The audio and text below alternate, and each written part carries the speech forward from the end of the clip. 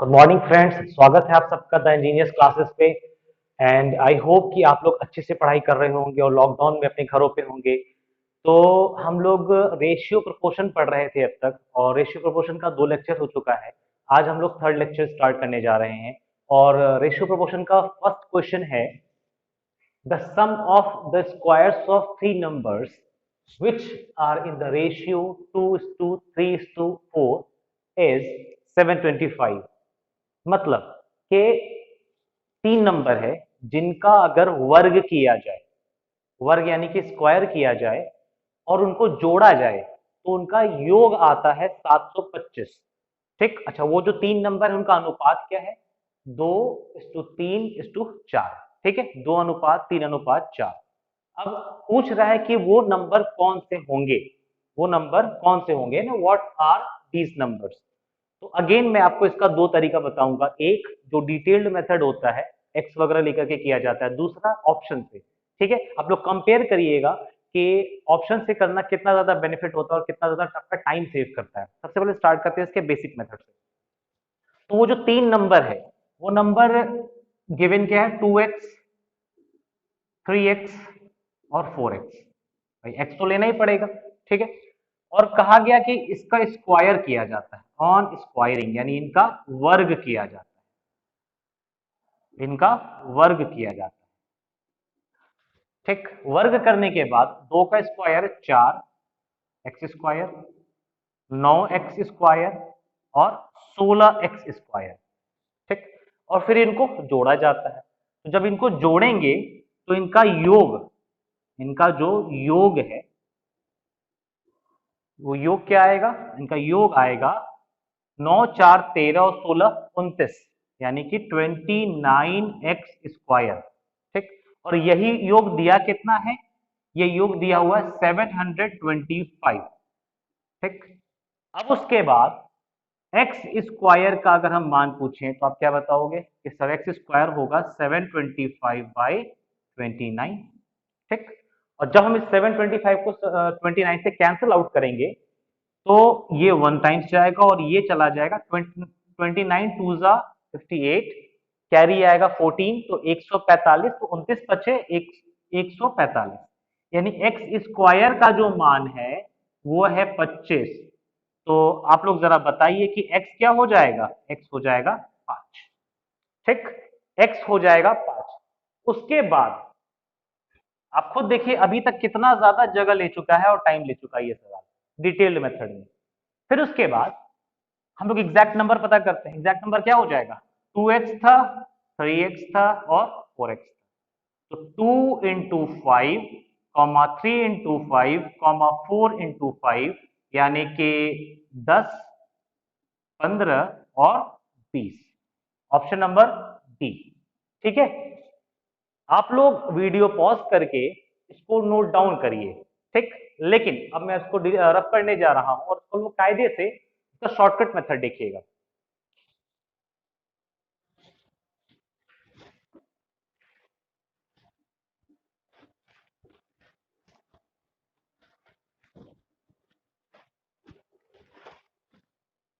तो स्टूडेंट्स इसमें क्या है कि ये चार ऑप्शन है, इनमें से कोई एक ऐसा आंसर है जो कि करेक्ट है, जो कि अपनी जगह पे करेक्ट है। तो हम लोगों का काम क्या है कि बस देख लेना कि ऐसा कौन सा ऑप्शन है जो फिट हो रहा है।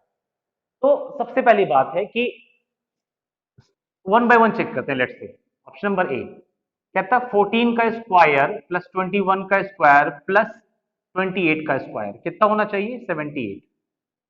बट समझने वाली बात क्या, हम सबका स्क्वायर करेंगे, लिखेंगे, जोड़ेंगे तो टाइम लगेगा बच्चों। ठीक है ना, हम लोग काम करेंगे यूनिट डिजिट पे। किस पे काम करेंगे? यूनिट डिजिट पे। यूनिट डिजिट का मतलब होता है, यूनिट डिजिट का मतलब होता है इकाई अंक। यूनिट डिजिट का मतलब होता है इकाई अंक। तो जो आंसर हमें चाहिए, जो आंसर हमें चाहिए 725, उसका इकाई अंक क्या है? 5। 14 का स्क्वायर करेंगे अगर तो 14 का स्क्वायर 196 होता है, जिसका इकाई अंक होगा 6, यूनिट डिजिट होगा 6। ठीक, 21 का स्क्वायर करेंगे तो 21 का स्क्वायर होता है 441, तो इसका यूनिट डिजिट क्या होगा? मैं पूरा लिख के बता देता हूँ। अच्छा ठीक है, चलो। 421, 441, 441, 21 का स्क्वायर 441, 28 का स्क्वायर होता है 784, 784। तो अपन को सब कुछ जोड़ने की जरूरत नहीं है, बस यहाँ ये देखना है कि इसको और इसको जोड़ लेना है। ठीक, तो 6 में 1 जोड़े कितना बना 7, 7 में 4 जोड़े कितना बना 11, 11 बना, यानी फिर से इकाई अंक क्या आ गया 1। पहली बात तो ये समझ में आ गई कि यूनिट डिजिट जोड़ करके भी हम लोग ऑप्शन को एलिमिनेट कर सकते हैं, ऑप्शन को काट सकते हैं, हटा सकते हैं। लेकिन सबसे बड़ी कॉमन सेंस की बात क्या है, हमें जोड़ के तीनों को जोड़ने के बाद बनाना है 725, लेकिन ये अपना 28 का स्क्वायर अकेले 784 बना दे रहा है।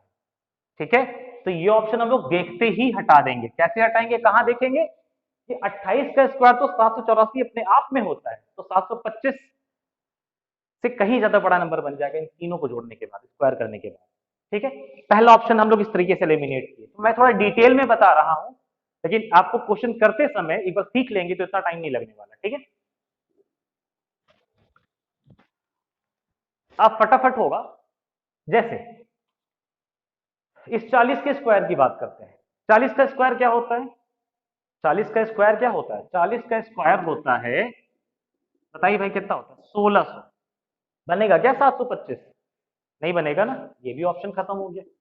ठीक, अब उसके बाद एक ये ऑप्शन है, जैसे 19 का स्क्वायर 361, 12 का 144 और 15 का 225, तो लगता है यार ये आस पास हो सकता है। ऐसे क्वेश्चंस में क्या करेंगे हम लोग, केवल यूनिट डिजिट लिख के देख लेंगे। जैसे हम लोग चेक करने जा रहे हैं ऑप्शन नंबर सी, क्या क्या है 15 है, 12 है और 19 है। तो 15 का स्क्वायर 225, 225, 12 का स्क्वायर 144 और 19 का स्क्वायर 361।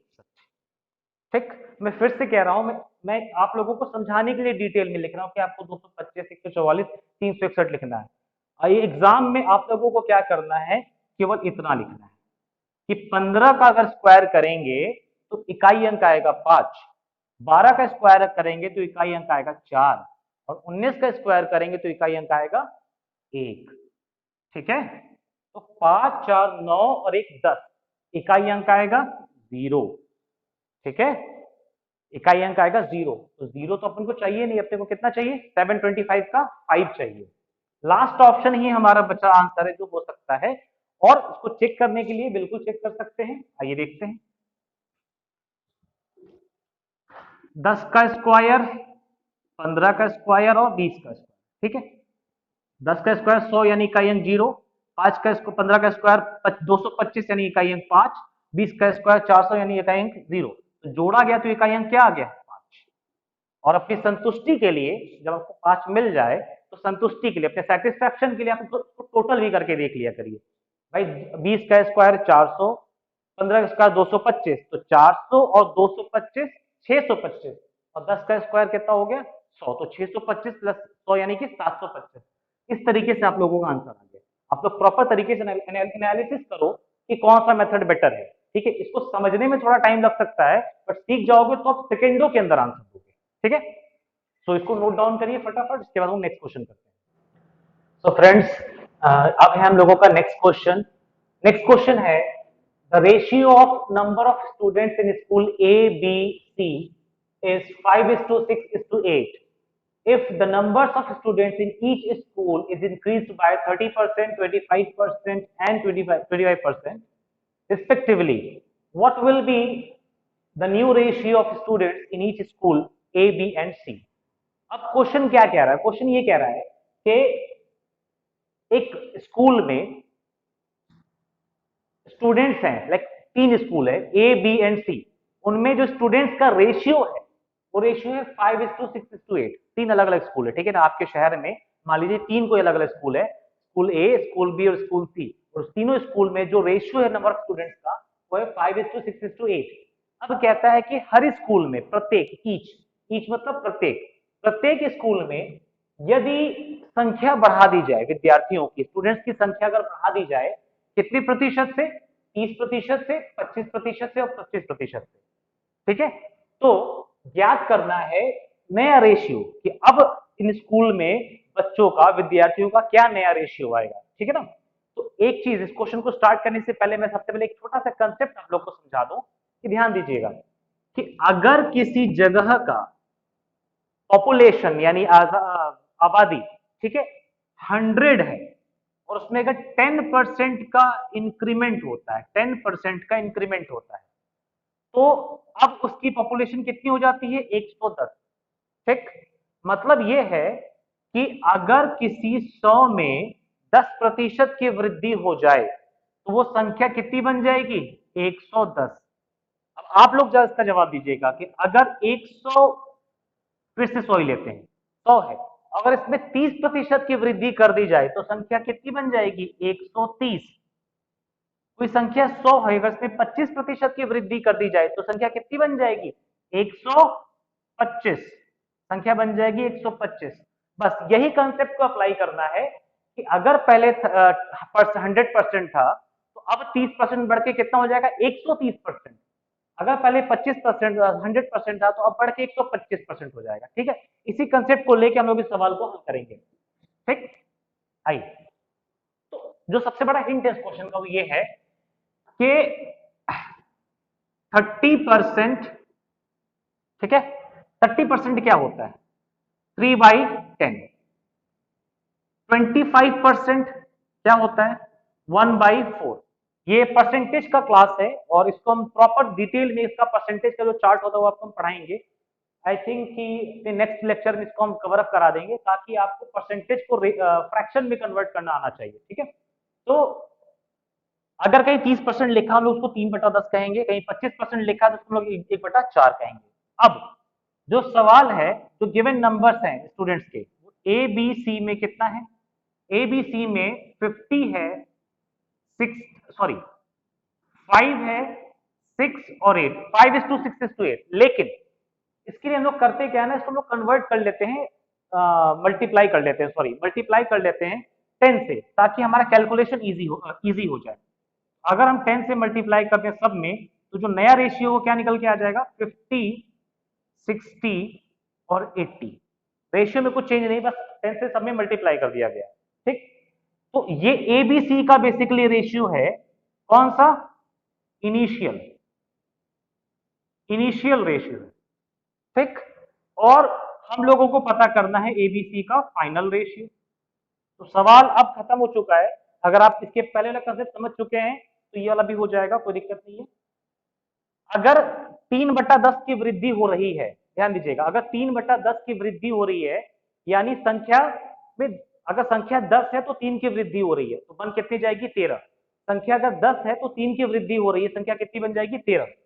तो संख्या अगर 13 बन गई तो इस 50 का 13/10 करना है। उसी तरीके से 60 का 25% बोला ना 60 के लिए, ठीक है, तो 25% यानी 1/4, यानी अगर संख्या 4 है तो 1 की वृद्धि होगी। अगर संख्या 4 है तो 1 की वृद्धि होगी, यानी संख्या कितनी बन जाएगी? 5 बन जाएगी। तो इस 60 का करेंगे 5/4।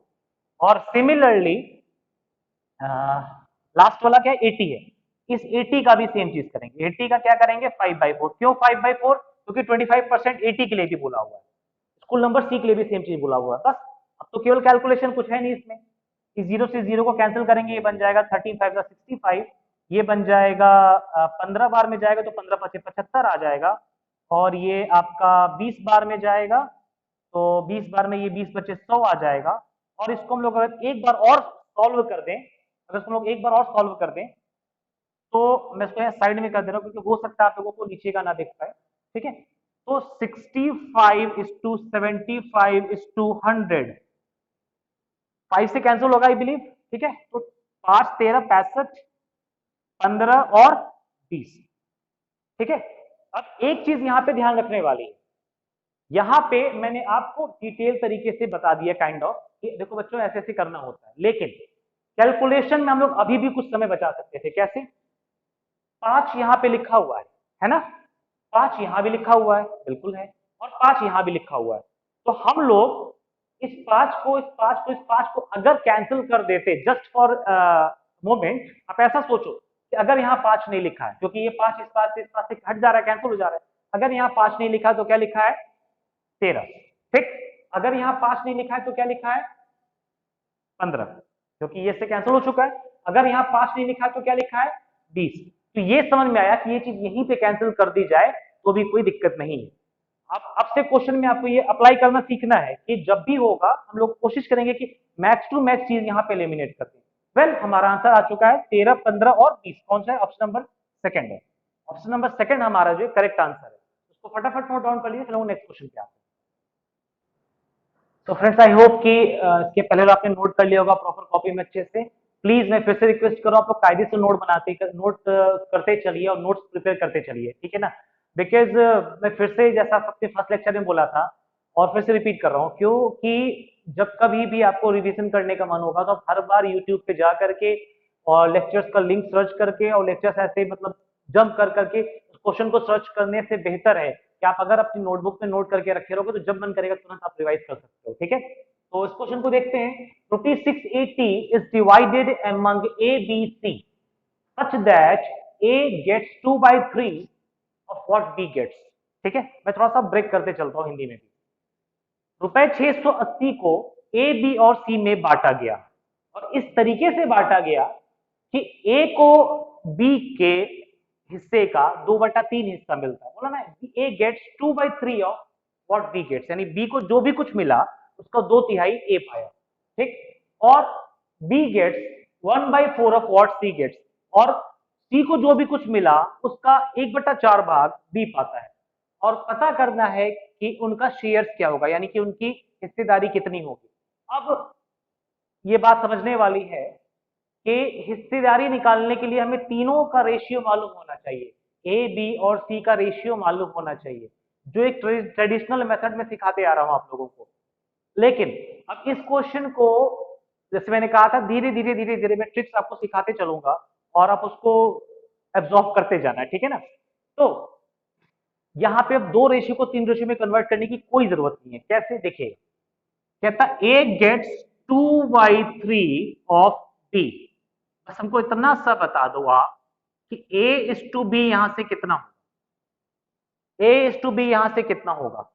इसके लिए मैं आपको हो सकता थोड़ा सा बता दूं, बिकॉज हो सकता अगर आप मिस कर रहे होगे तो आपको याद आ जाएगा। मैंने कहा था कि देखो 3a हो जाएगा, ये 2b हो जाएगा, और a से दूर बैठी संख्या a का मान होता है और b से दूर बैठी संख्या b का मान होता है, राइट। तो ये पता चला कि a इज टू b का रेशियो है 2:3। क्लियर? सिमिलरली, यानी इसी प्रकार से, सिमिलरली क्यों? क्योंकि यही वाले मेथड से लिखा हुआ है b is equal to 1/4 of c, means b is to c is equal to, b is to c is equal to, जल्दी बताइए फटाफट, b is to c is equal to 1:4। Clear? तो आपको कुल मिला के करना क्या था, a इज टू b 2:3 पता करना है और b इज टू c 1:4 पता करना है। Now out of the given options में से अब आपका काम ये है कि ये चेक कर लेना कि a और b किस ऑप्शन में 2:3 की रेशियो में, ठीक है। अच्छा, अगर ऐसा हो सकता है कि 2 रेशियो में मैच कर जाए, 2 ऑप्शन में मैच कर जाए, तो भी कोई चिंता वाली बात नहीं है। तुरंत ये देख लेंगे कि बी और सी किस ऑप्शन में 1:4 रेशियो में, ठीक है ना। चलो, तो अब हम लोग चेक करते हैं। हमको अच्छा एक बात आसान सा बताना बात, ठीक है, कि आउट ऑफ 4 ऑप्शन इन ए बी सी डी में से सबसे आसान ऑप्शन कौन सा लगता है चेक करने के पॉइंट ऑफ व्यू से, या सबसे कठिन ऑप्शन कौन सा लगता है चेक करने के पॉइंट ऑफ व्यू से? ठीक है, तो आप लोग यही कहोगे सर 100-200 तो सबसे आसान है, सबसे कठिन सर 175 100 325 सारा अजीब टाइप का लग रहा है। तो सबसे पहले हम लोग इसको चेक कर लेते हैं, ऑप्शन नंबर डी को, ठीक।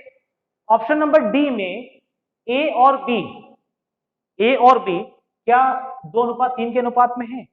नहीं ना, क्यों? क्योंकि 100 और 200 क्या होता है, 1:2 होता है। तो ये ऑप्शन तो यूं ही खत्म हो गया, ये ऑप्शन तो यूं ही खत्म हो गया, ठीक। मैंने कहा था सबसे टफ पे सबसे लास्ट में जाएंगे, ठीक है ना। अब बात करते हैं दोनों में से क्या है, किसी को भी चेक कर लो। लेट्स से हम ऑप्शन नंबर सी चेक कर लेते हैं, ठीक। ऑप्शन नंबर सी में 90 और 210 में ज्यादा से ज्यादा आप क्या कर सकते हो? क्या आप 2 और 3 पता, 2 और 3 निकल के आ जाएगा क्या, बताना जरा। 2 और 3 का मतलब क्या हो गया? अच्छा छोड़, 2 और 3 छोड़, 0 से 0 खत्म हो गया, ठीक। 9 और 21, 9 और 21 क्या होता है? 3 3 9 और 3 7 21। मैं इसको फिर से आपको कॉपी पे मतलब बोर्ड पे करके दिखा दे रहा हूँ, ठीक है। 90:210, 0 से 0 और 3 3 9 3 7 21। बना क्या? नहीं बना ना, खत्म कर, ठीक है। अब अपन देखेंगे ऑप्शन नंबर बी को। ऑप्शन नंबर बी में 80 और 120, बिल्कुल बन गया 2 और 3, कैसे? 40 दूना 80 और 40 3 120। कंफर्मेशन के लिए, संतुष्टि के लिए आप बी और सी भी चेक कर लो। 1 और 4 है, राइट? 1 और 4, अब देखो अगर 0 0 हट जाए तो 12 कम 12, 12 चौके 48, 1:4 बन गया ना, बिल्कुल बन गया। तो पता चला ऑप्शन नंबर बी हमारा करेक्ट है। और जब बी मिल गया तो फालतू में क्यों जाओगे टफ वाले ऑप्शन पे। तो टाइम वाइज अगर आपको करने आता है तो आप एग्जाम हॉल में कॉपी पे अपने जो आपको आंसर शीट, जो आपको रफ शीट मिलती है करने के लिए, रफ शीट पे केवल आप ये लिखोगे 2:3, केवल ये लिखोगे बी सी 1:4 और तुरंत ऑप्शन चेक करोगे। I can bet, I can bet कि 100% आपका टाइम 20 सेकेंड 30 सेकेंड से बियॉन्ड नहीं जाने वाला है। ठीक है, अगर आप ऐसे 8-10 क्वेश्चन भी करके चले गए तो आई कैन बेट कि आप एग्जाम में इसको 20 से 30 सेकंड के अंदर कर ले जाओगे। ठीक है, तो फटाफट नोट करो और इसके बाद नेक्स्ट क्वेश्चन। तो फ्रेंड्स ये है नेक्स्ट क्वेश्चन, और trust me this is one of the most interesting question. ये बहुत ही ज्यादा इंटरेस्टिंग क्वेश्चन है, बिकॉज ये आप लोगों को कभी कभी फेसबुक पे या व्हाट्सएप पे ऐसे मतलब क्वेश्चन बन के भी आ जाता होगा पजल टाइप का।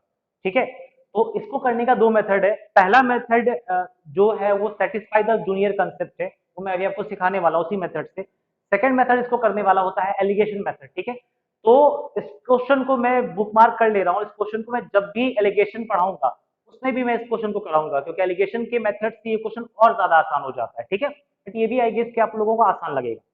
बट ये क्वेश्चन में अपना कॉमन सेंस प्लीज ओपन करके रखना, अपना कॉमन सेंस अपना हमेशा ओपन करके रखना इस क्वेश्चन।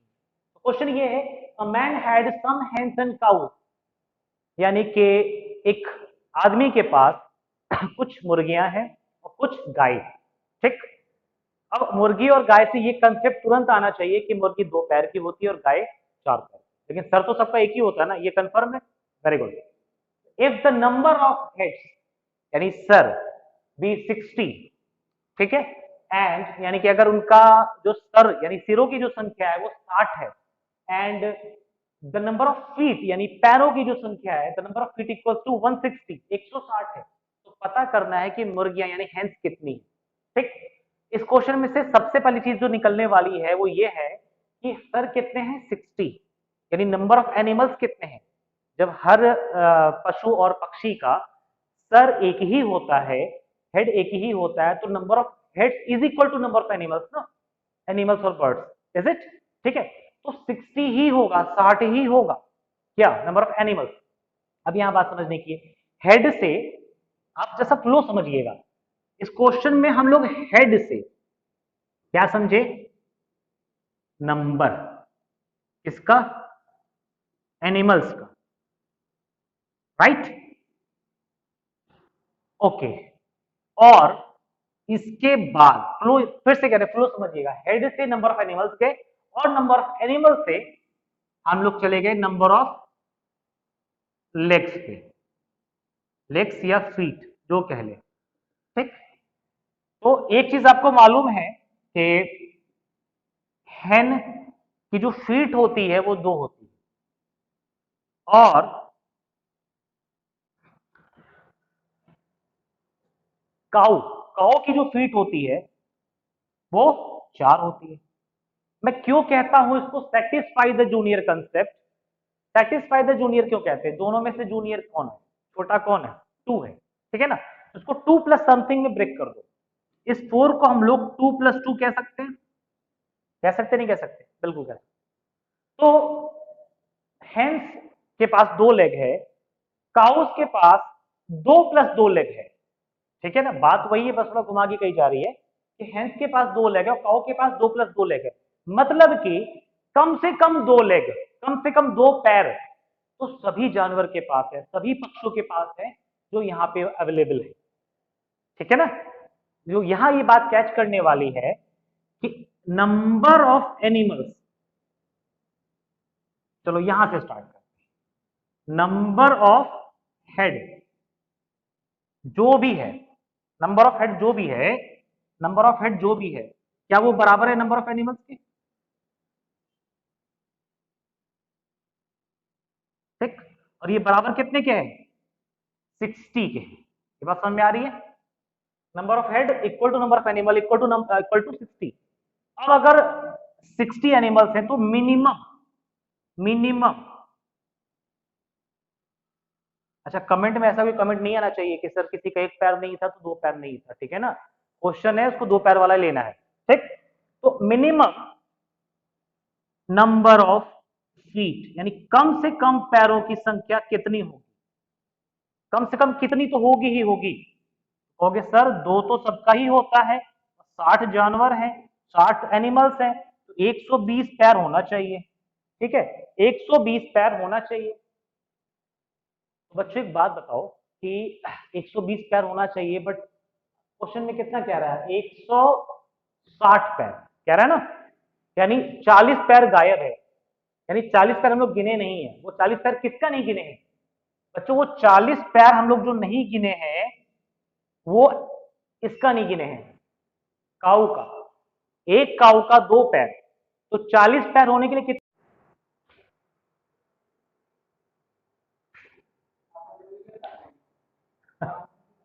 ठीक है।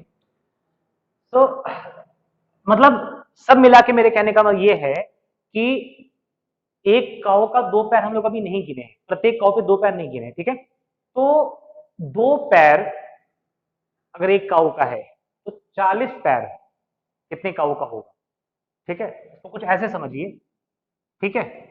मैं और उसको डिटेल में समझाने की कोशिश करता हूँ, थोड़ा सा स्पेस का इशू है, नो इशू। 2 फीट दो पैर एक काऊ, ठीक, गुड। तो 40 फीट जो हम लोग अभी नहीं गिने थे, ये फीट लेग वाला है, आप लोग कंफ्यूज मत हो जाना यार। पता चला फीट कहे सर ये क्या पढ़ा रहे हैं, फीट तो नाप के लिए होता है और आप पता नहीं पैर पर चिल्ला रहे हैं, लेग ही लिख देते। दो लेग एक काऊ का हम लोग नहीं गिने हैं, तो जो 40 लेग नहीं गिने वो कितने काऊ का नहीं गिने हैं, 20 काऊ का। कैसे, दो को 20 से गुणा करेंगे तभी तो 40 बनेगा, तो यहां भी इसी तरह गुणा होगा 20 से, ठीक है, यहां भी इसी तरह गुणा होगा 20 से। तो 20 पैर जो है वो किसका है, तो 20 काऊ जो है ऐसी जिनको हम लोग नहीं गिने थे, ठीक। अब यहां तक सबसे पहले आप लोग नोट डाउन कर लीजिए, ठीक है। उसके बाद मैं इसको फिर से मिटाने जा रहा हूं, मैं इसको मिटाने जा रहा हूं और फिर मैं आगे बताता हूं, ठीक।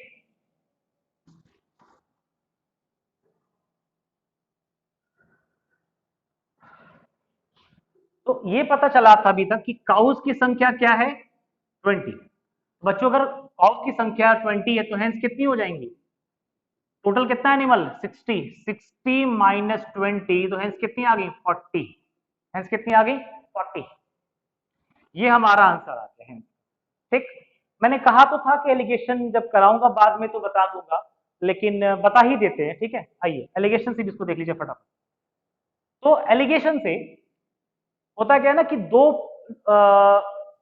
हमेशा दो चीज में एलिगेशन लगता है, एक बड़ी क्वांटिटी में एक छोटी क्वांटिटी में। तो होता क्या है कि हमने यहां लिखा लेट से हेंस, हमने लिखा काउस, ठीक। अब ये बताओ कि जो 60 एनिमल हैं, हेड से पता चला 60 एनिमल, अगर वो सारी की सारी मुर्गियां होती, हेंस होती, तो कितने पैर होते, 60 गुना 120 पैर होते। कितने लेग्स होते बताइए, 120।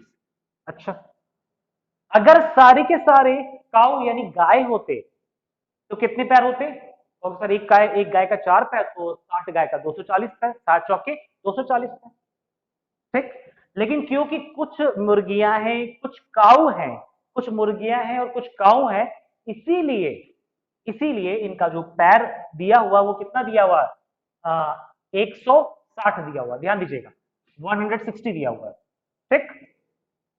बस ये लिख दिए आप, आपका काम खत्म हो गया। हमेशा तिरछे में क्रॉस में बड़ी संख्या से छोटी संख्या घटाते हैं तिरछे में। अब ये बताइए 160 और 240 में बड़ी है 240, तो 240 में से 160 घटाएंगे, बड़ी में से छोटी घटाएंगे, 240 में से 160 घटाएंगे तो कितना आएगा 80, ठीक। फिर 160 बड़ा 120 छोटा है, तो 104 160 में से 120 घटाएंगे तो सॉरी, हाँ 160 में से 120 घटाएंगे तो कितना आएगा 40, ठीक है बच्चों। तो अनुपात क्या आ गया, 40 एकम 40, 40 दूना 80, तो अनुपात आ गया 2:1, किसका बताइए भाई किसका अनुपात है ये अनुपात है हैन और काऊ का। टोटल कितना है 3, लेकिन असली में कितना टोटल एनिमल है 60, तो 1 is equal to 20 animal, right. तो अब जानना किसका चाहता है, हैन का। हैन कितना है भाई, हैंस है 2, तो 2 इज इक्वल टू 2 इंटू 20 यानी कि 40 एनिमल। ठीक है, अगर इसमें कहीं भी कोई डाउट है तो आई अर्ज यू कि आप इसको प्लीज कमेंट बॉक्स में जहां भी डाउट है उसको प्लीज पूछिए। हम इसको नेक्स्ट लेक्चर में, नेक्स्ट क्लास में इसको बिल्कुल रिपीट कर देंगे, अगर इस वाले कंसेप्ट में या सेटिस्फाई द जूनियर में जहां भी डाउट हुआ होगा। ठीक है, आज के लिए इतना ही काफी है। Thank you so much.